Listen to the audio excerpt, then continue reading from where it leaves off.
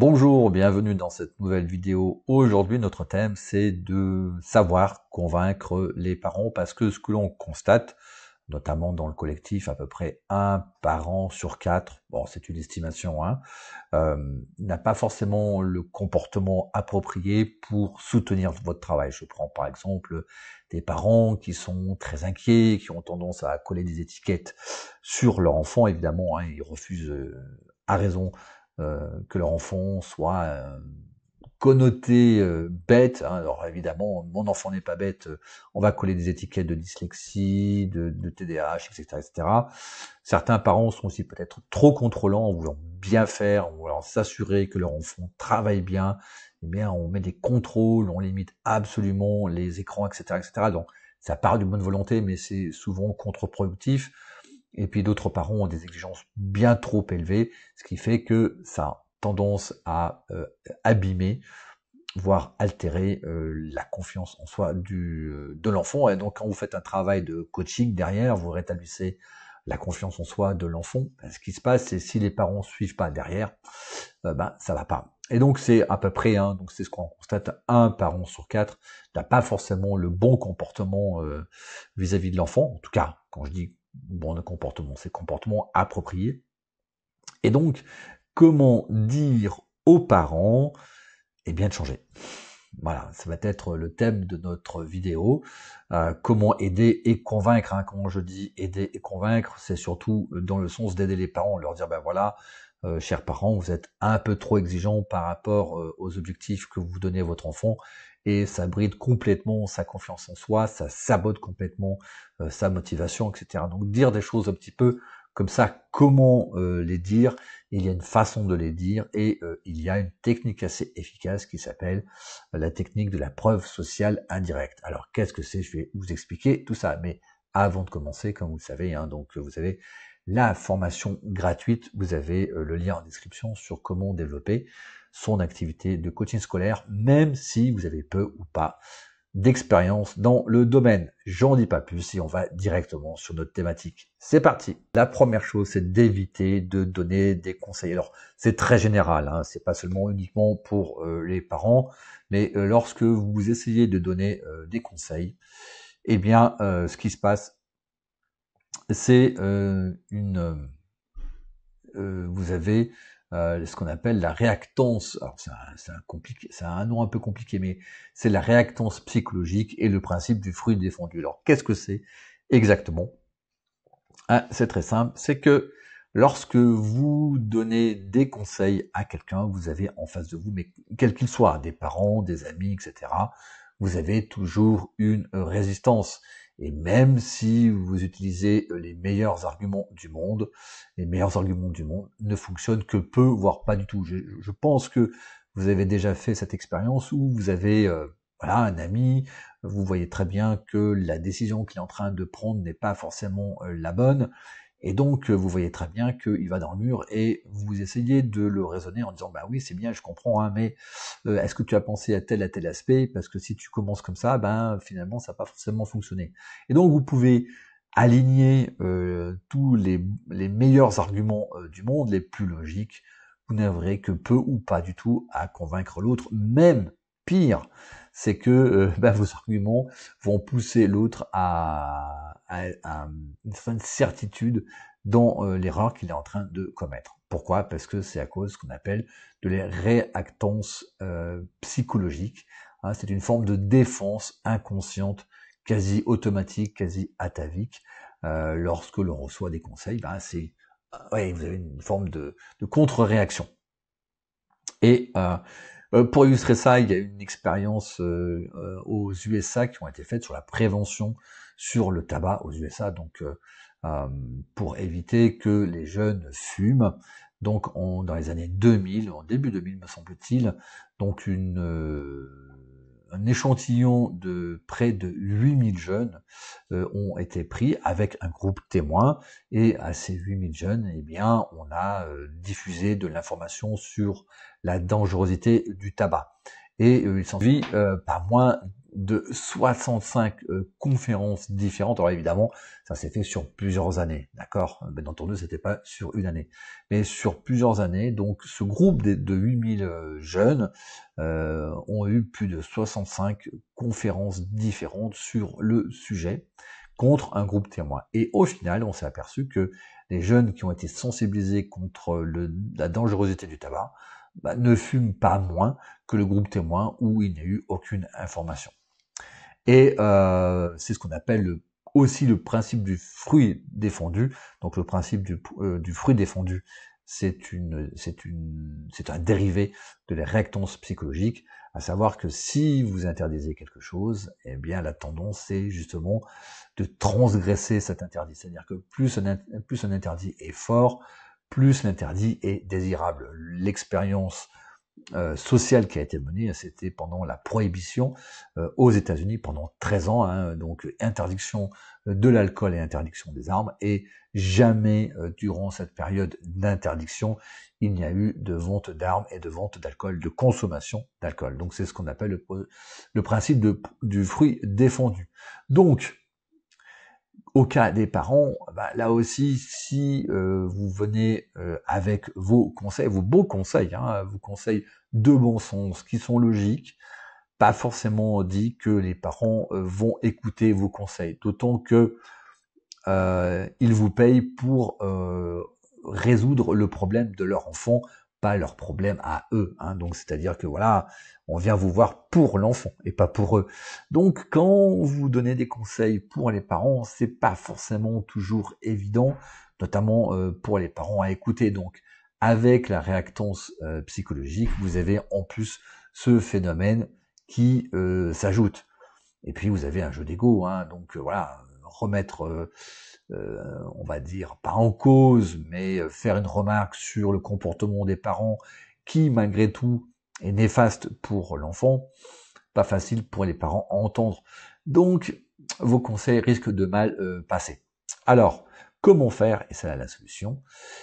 Voilà, je me déplace un petit peu. Eh bien, ce que vous pouvez faire, c'est la preuve sociale indirecte, ou ce que l'on appelle la persuasion par intermédiaire. Alors, qu'est-ce que c'est ce truc-là?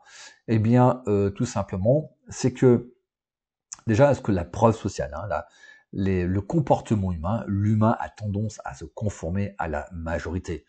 Donc, l'opinion se joint au groupe.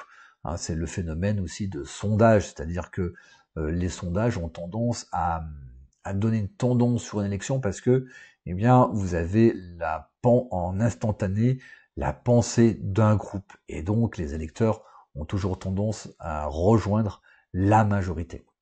Donc, c'est ça la preuve sociale. C'est-à-dire que si la majorité pense ça, eh bien, vous aurez tendance à penser la même chose. Hein. C'est le fameux consensus scientifique. Vous savez, quand on vous ressort le consensus scientifique, c'est un argument fallacieux d'ailleurs, pour dire, ben voilà, les scientifiques sont d'accord. Donc, si vous n'êtes pas d'accord, c'est qu'il y a un problème. Donc ça, c'est ce qu'on appelle une argumentation d'autorité. C'est un principe de manipulation bien connu. Mais en tout cas, voilà, la tendance est toujours l'être humain de se joindre à l'opinion du groupe. Et la version indirecte de la preuve sociale, c'est d'orienter votre discours vers un contenu externe qui véhicule le message que l'on souhaite transmettre. Alors, par exemple, vous voyez, donc c'est une forme indirecte, hein, ce qu'on appelle la communication par triangle. À savoir, vous voyez que des parents sont trop autoritaires, hein, donc ça fait des ravages sur le comportement de l'enfant que vous suivez. Au lieu de dire, voilà, chers parents, vous avez trop d'autorité sur votre fils ou sur votre fille, et donc ça engendre une perte de confiance en soi. Plutôt que de dire ça, eh bien, plutôt conseiller de voir le film Les Cercles des Poids Disparus sur l'autorité. Vous avez un parent qui est extra autoritaire et qui amène au suicide de son fils. Hein.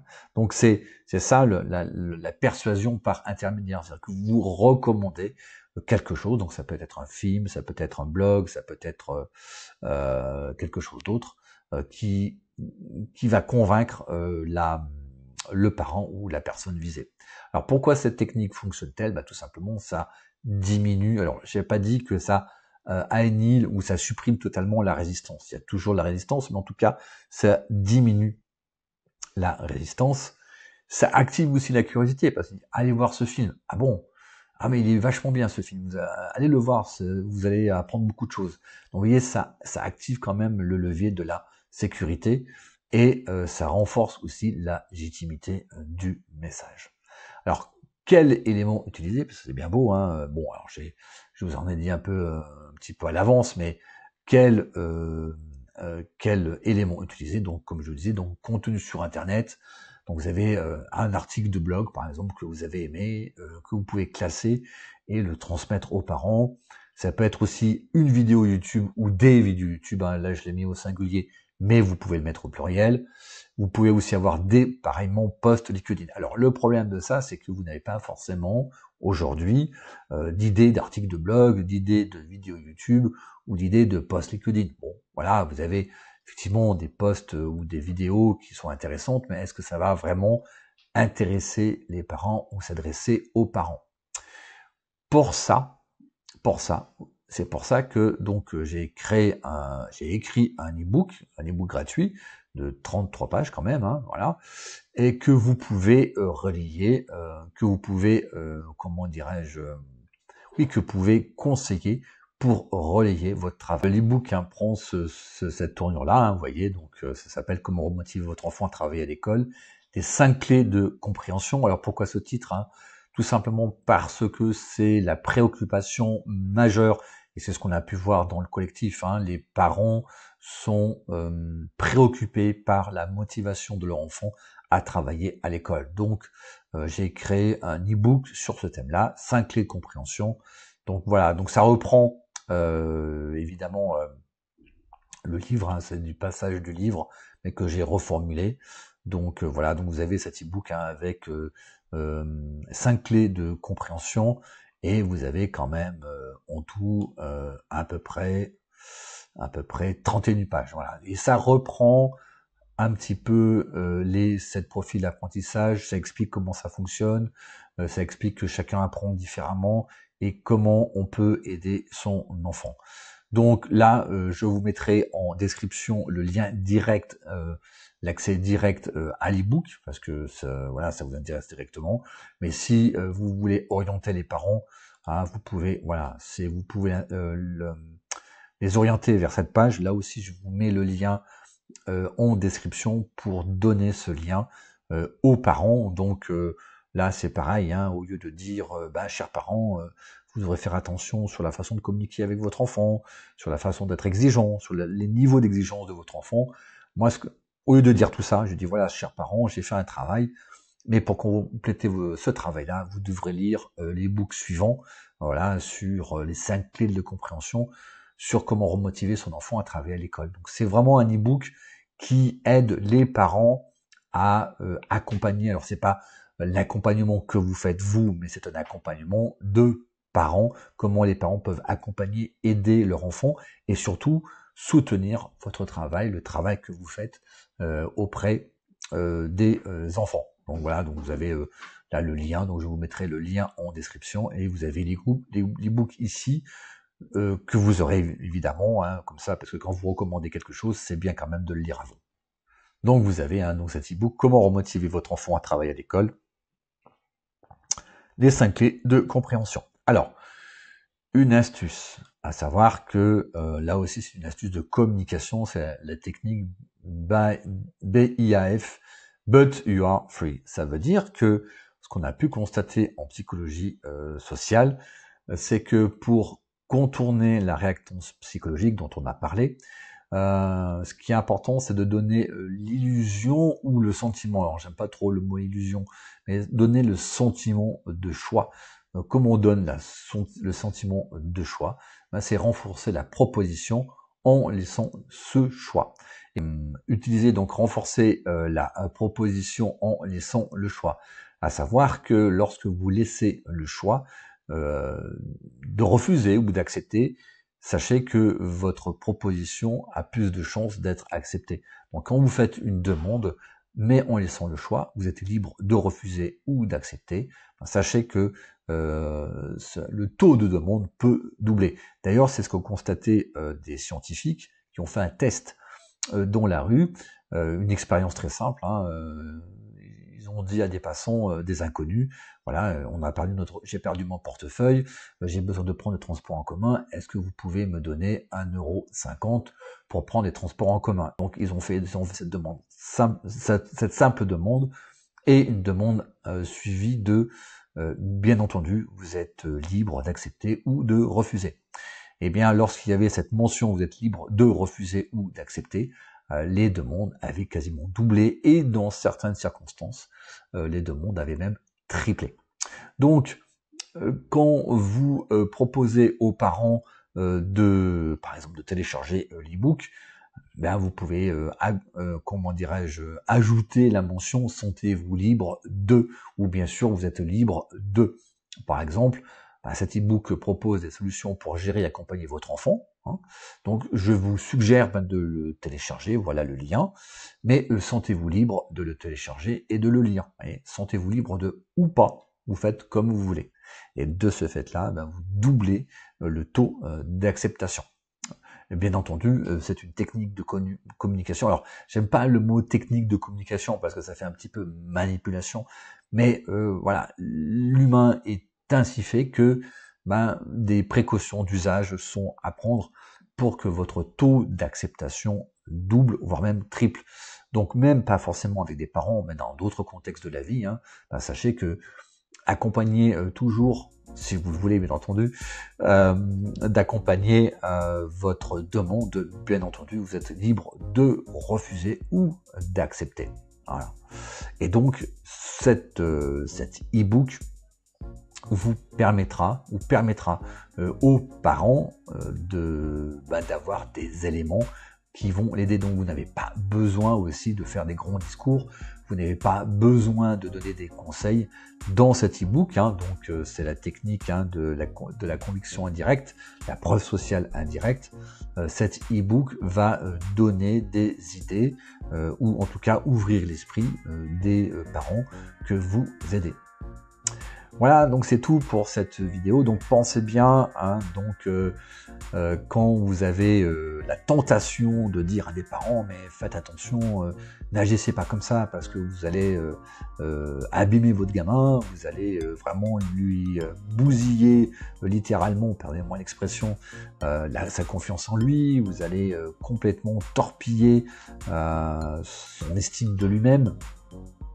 Au lieu de dire ça, même si ça vous démange, eh bien, utilisez la technique de la recommandation, de la preuve sociale indirecte, en recommandant quelque chose d'extérieur. Ici, l'e-book, donc vous n'avez pas à chercher un article ou un blog ou un film. Voilà, l'e-book est spécialement paramétré, mais écrit pour ça, conçu pour ça. Donc, proposez l'e-book aux parents, ce qui vous permettra d'avoir un peu plus d'efficacité et des parents qui changent. Et d'ailleurs, ce que vous pouvez aussi même ajouter, c'est de dire, voilà, si vous avez des questions par rapport à l'e-book, je suis bien entendu disposé à y répondre. Vous voyez, donc c'est aussi vous attiser la curiosité aux parents de lire cet e-book dans le but de montrer certaines choses aux parents, comme par exemple que chacun apprend différemment, que la motivation est quelque chose